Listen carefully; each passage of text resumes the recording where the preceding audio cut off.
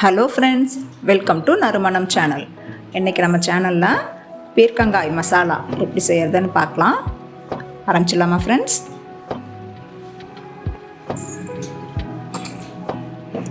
Stove on பண்ணி ஒரு pan வச்சுருக்கேன். கொஞ்சம் நம்ம எண்ணெய் இதில் ஊற்றிக்கலாம். எண்ணெய் கொஞ்சம் எக்ஸ்ட்ராவே ஊற்றிக்கோங்க. எண்ணெய் காஞ்சதும் கொஞ்சம் சோம்பு போட்டுக்கிறேன். சோம்பு பொரிஞ்சதும் ஒரு 10 சின்ன வெங்காயம் பொடிசாக நறுக்கி வச்சுருக்கேன். கொஞ்சம் கருவேப்பிலை அதையும் போட்டுடுறேன்.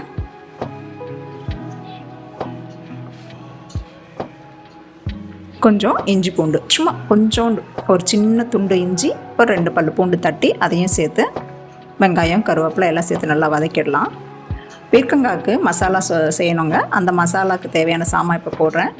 ஒரு டீஸ்பூன் அளவு தேங்காய், துருவின தேங்காய் எடுத்துருக்கேன். ஒரு 1/4 ஸ்பூன் சோம்பு,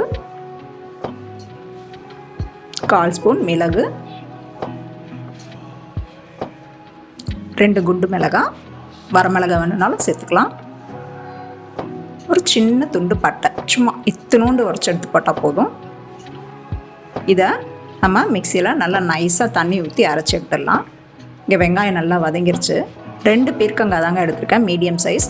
நல்லா தோலெல்லாம் சீவிட்டு பொடிசாக நறுக்கியிருக்கேன். இந்த பீர்க்கங்காய் தோல் சட்னி ஏற்கனவே நம்ம வீடியோஸில் இருக்குது, வேணுன்றவங்க பார்த்துக்கோங்க. பீர்க்கங்காய் நீர்க்காயின்றதுனால நல்லா தண்ணி விடும். நம்ம போட்ட பிறகு அந்த தண்ணி வத்துற வரைக்கும் நல்லா வதக்கணும். பாருங்கள், நம்ம ஊற்றின எண்ணெயெல்லாம் நல்லா பிரிஞ்சு வந்துருச்சு, நல்லா வதங்கிருச்சு. இப்போது ஒரு மீடியம் சைஸ் தக்காளி பொடிசாக அரிஞ்சு போட்டிருக்கேன். இந்த தக்காளி கம்மியாக போட்டுக்கிறதும் ஜாஸ்தியாக போட்டுக்கிறதும் உங்கள் டேஸ்ட்டு பொறுத்தது. இப்போது தேவையான அளவு உப்பை சேர்த்துடுறேன்.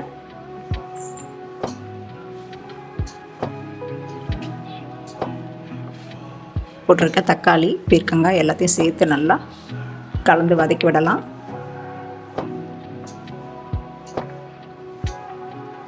நல்லா வதங்கிக்கிட்டு இருக்கேன். இப்போ கொஞ்சம் மஞ்சத்தூள், ஒரு 1/4 ஸ்பூனுக்கும் கம்மியாக கொஞ்சோண்டு மிளகாத்தூள் போட்டிருக்கேன். பீர்க்கங்காய் நிறைய காரம் சேர்க்க முடியாது, கொஞ்சம் காரம் போட்டாலே கரெக்டாக இருக்கும் நமக்கு. நம்ம அந்த தேங்காய் பட்டை இதெல்லாம் நல்லா நைஸாக அரைச்சிட்டேன். இப்போது வதக்கி வச்சுருக்க இந்த பீர்க்கங்காய் கிரேவியில் நம்ம இந்த மசாலா ஊற்றிடலாம்.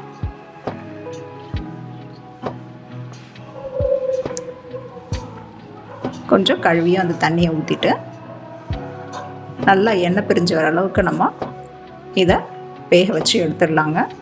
இந்த கிரேவி சாதத்தில் அப்படியே போட்டு சாப்பிட்லாம், சூப்பராக இருக்கும்.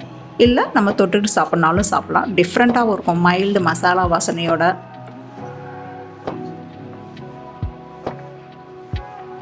நம்ம ஊற்றிருக்க எண்ணெயெல்லாம் தனியாக பிரிஞ்சு வந்துடுச்சு. இப்போ கொஞ்சோண்டு கருவேப்பிலை மட்டும் சேர்த்துக்கிறேன். அவ்வளோதாங்க, நம்ம பீர்க்கங்காய் மசாலா ரெடி ஆயிடுச்சு ஃப்ரெண்ட்ஸ்.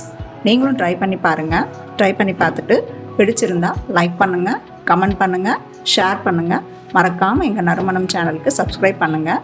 சப்ஸ்கிரைப் பண்ணும்போது மறக்காமல் பெல் பட்டனே அழுத்திடுங்க ஃப்ரெண்ட்ஸ். அப்போ தான் நான் போடுற வீடியோ எல்லாமே உங்களுக்கு அப்டேட் ஆகும். தேங்க்யூ ஃப்ரெண்ட்ஸ், தேங்க்யூ ஃபார் வாட்சிங்.